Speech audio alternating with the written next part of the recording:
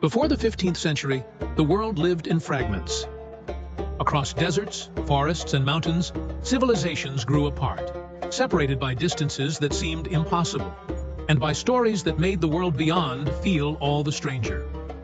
There was always trade. Precious silk wound its way from China to the Mediterranean. Spices turned unremarkable soups into treasures. Rumors about gold glimmered as far west as the Iberian Peninsula. But people navigated by familiar shores or along well-worn caravan trails, each mile negotiated through known territory, the risks mostly understood. In Europe, what lay far beyond was mystery. The Atlantic stretched away like an infinite cloth, and beyond its gray waves, the edges of the world frayed into monsters, golden islands, and myth. Maps showed places that could never be found. Antillia, marked with hopeful ink. The edges of Africa stopped abruptly, waterfalls presumed to pour into nothing. Knowledge rested on the remains of classical learning, the faded wisdom of Ptolemy, and the embellishments of travelers who rarely crossed a border themselves. For most, the ocean was both a line and a wall. Fishermen and coastal traders heard the wind's warnings and saw what happened to unlucky ships, a hull adrift, an empty boat. News of great storms returned, spun out in tales around fireplaces, and terror lived in the words. Maelstrom, Leviathan. The unknown made listeners shiver in ways no storm could. Family members never returned, swallowed not just by waves, but by the mystery itself. Legends outnumbered truths about what waited over the horizon. There was, woven into the very fabric of daily life, a cautious respect for boundaries. But not all remained still. Quietly and fitfully, the tapestry began to change. In Venice and Genoa, merchants added facts to their charts. A new bay here, a coastline stretched there. Mariners began gathering stories, asking hard questions about winds and stars, testing the open water with longer voyages. Elsewhere, in tiny workshops beneath cathedral shadows, curious craftsmen analyzed new tools. Magnetic compasses migrated from China. Navigational instruments refined in the Islamic world traveled into Christian hands. The printing press spread maps and knowledge faster than oaths. A sense of real possibility, hesitant but persistent, shimmered through these ports. Money and power poured into expeditions, not out of confidence, but from the calculated courage that maybe, just maybe, what was unknown could become known, could become wealth. Courageous, or simply desperate, sailors began signing on to expeditions rumored to seek new trade routes. Younger sons of nobility saw adventure as a new ladder, and ambitious kings and queens staked fortunes on fragile ships. Every departure was a gamble. Many ships never returned, swallowed by the same uncertain horizon their ancestors had feared. But some did, their holds full of strange goods, their languages salted with words from distant shores, their hearts, at last, bearing more curiosity than dread. Each voyage carved a little more of the unknown into the world, until the map's blank space receded, 1 mile at a time. The ocean remained dangerous and unpredictable, but people learned to read its language. Signs in the clouds, the curl of the wind, the song of the stars. And so, step by hesitant step, the human world edged toward unity, compelled as much by fear as by the irrepressible urge to know, to see, to connect. The unknown endured, yes, but now there were always a few willing to challenge what everyone else still accepted as unchangeable. At the dawn of the 15th century, Europe found itself craving the allure of distant lands. The flavors of exotic spices, the sheen of silks, and the glint of precious metals from Asia were no longer just luxuries. They had become cornerstones of economic ambition and symbols of political prestige. For generations, merchants and monarchs had relied on overland passages, weaving through kingdoms and empires. These routes stretched like arteries across continents, connecting east and west. But the steady march of history brought unrest. Shifting powers, costly wars, and burdensome taxes rendered these paths increasingly treacherous and expensive. Reliability faded into uncertainty. In candlelit council chambers and bustling port towns, the leaders of Portugal, Spain, and other ambitious states pondered alternatives. The sea, vast and unpredictable, beckoned them with both promise and peril. Could its tides deliver the riches of the Orient? This idea was not seized in haste. Years of careful innovation preceded it. Shipbuilders labored over hulls, creating vessels that could endure storms and cross entire oceans. The magnetic compass, bred from prior centuries, enabled seafarers to maintain direction despite the blind whim of clouds and waves. Astronomical tools, astrolabes and cross-staffs, allowed navigation by sun and stars, unlocking secrets of longitude and latitude once considered mystical. Each voyage gathered new insights, transforming the art of sailing into a science. Mariners learned the rhythms of winds, the secrets of currents, and the hidden dangers of distant coasts. Gradually, voyage by sea transformed from an impossible fantasy to a calculated risk. The moment arrived when Europe's necessity for trade collided with the newfound capability to traverse the globe. The age of exploration was born, not through reckless adventure, but through the slow, determined fusion of need and knowledge. European ships set sail with eyes on the horizon, beginning a chapter that would reshape continents, cultures, and the course of history. A quiet morning breaks over the shimmering Tagus River. Young João, an apprentice cartographer, is summoned to the royal docks of Lisbon. He watches the bustling preparations, sails unfurling on sleek caravels, while seasoned sailors pace the decks. Prince Henry the Navigator stands amidst them, his eyes scanning the horizon, urging his men onward step by step along the African coast. With each voyage, the Portuguese return with new stories of exotic lands and climates, strange foods, and tales of vast rivers. João's mentor, Master Duarte, pores over reports, correcting old maps with precision. The coastline grows longer and more detailed with each expedition. The world, once filled with blank spaces and monsters, now begins to take shape under João's careful hand. As the years pass, news of Vasco da Gama's departure stirs excitement. The docks overflow with anticipation. Sails vanish on the horizon, and months later, they return with a marvel.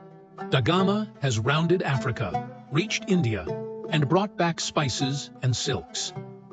A sea route between Europe and Asia is now stable, uniting their worlds across salt and winds.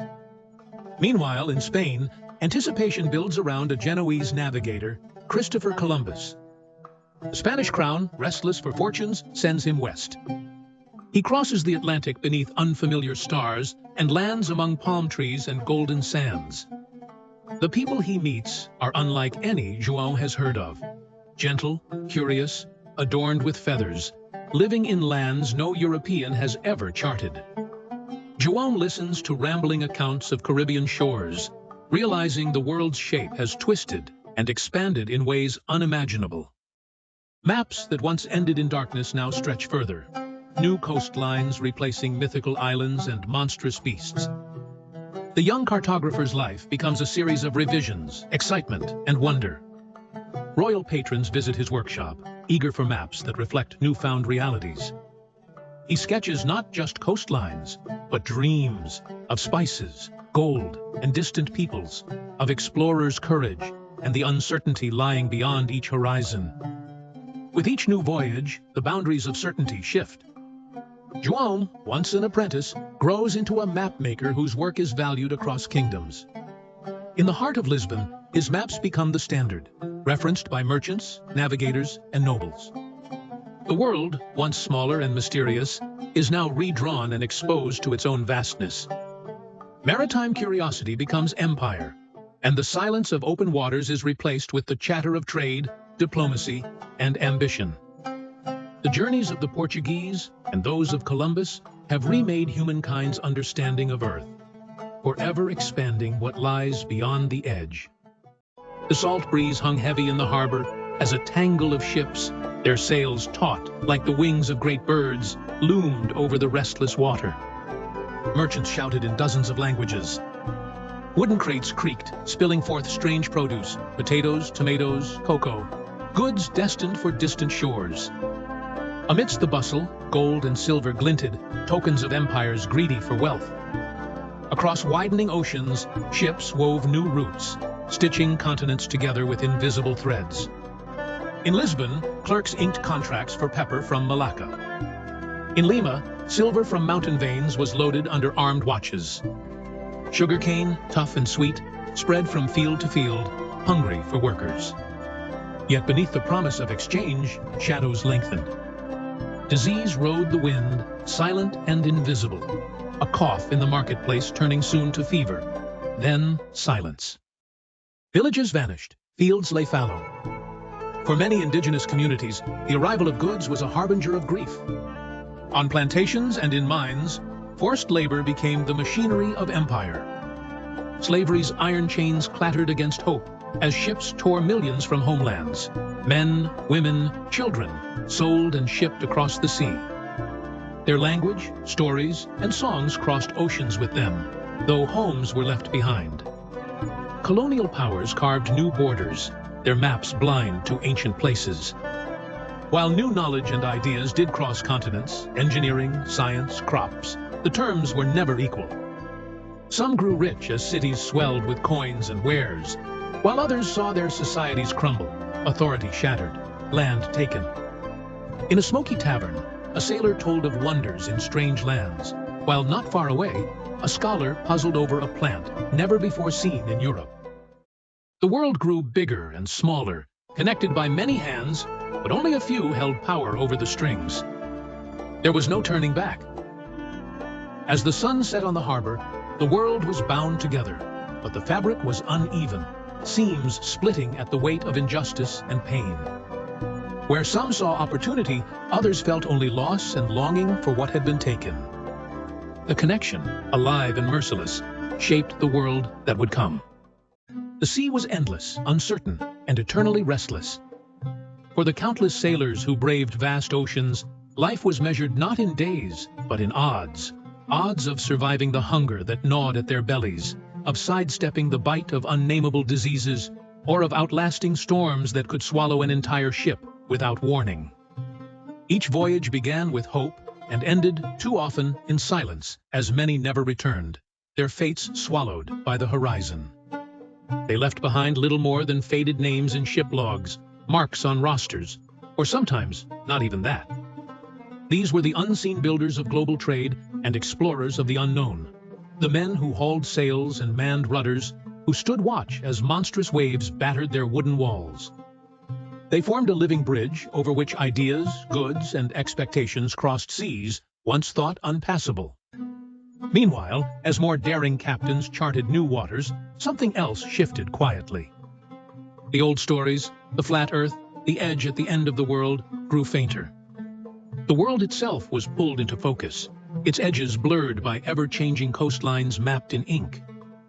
Cautious cartographers redrew borders and rewrote margins, and slowly, word by word, map by map, the notion of a finite, mystical land gave way to a planet that could be measured, classed, and eventually traversed.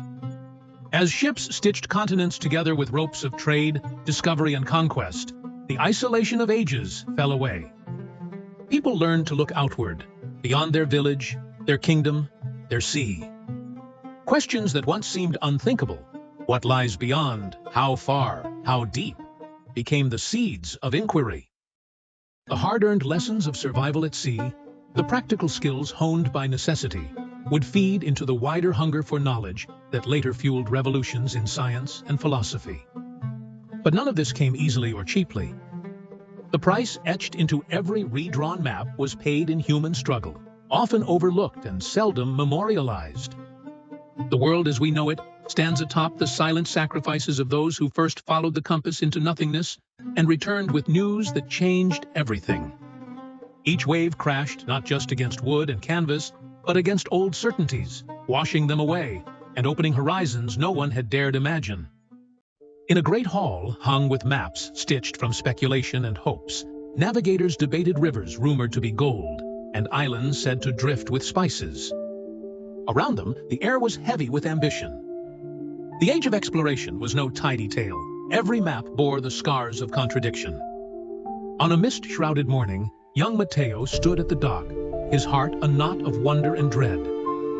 His village watched the ships depart, vessels both heroic and ominous.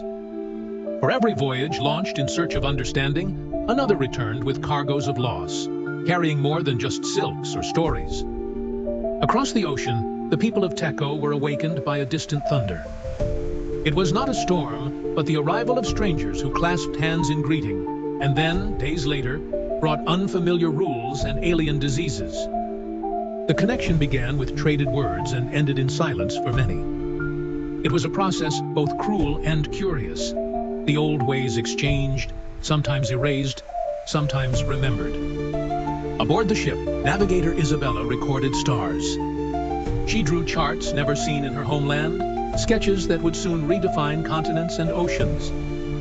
Yet her hands trembled as she marked places seized, villages consumed. She realized each advance of knowledge was shadowed by the violence imposed on new lands. Meanwhile, scholars in far cities pored over accounts from explorers, piecing together visions of a world beginning to knit itself together.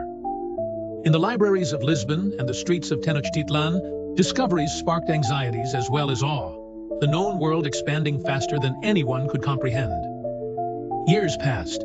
Mateo's children learned words that had traveled across oceans.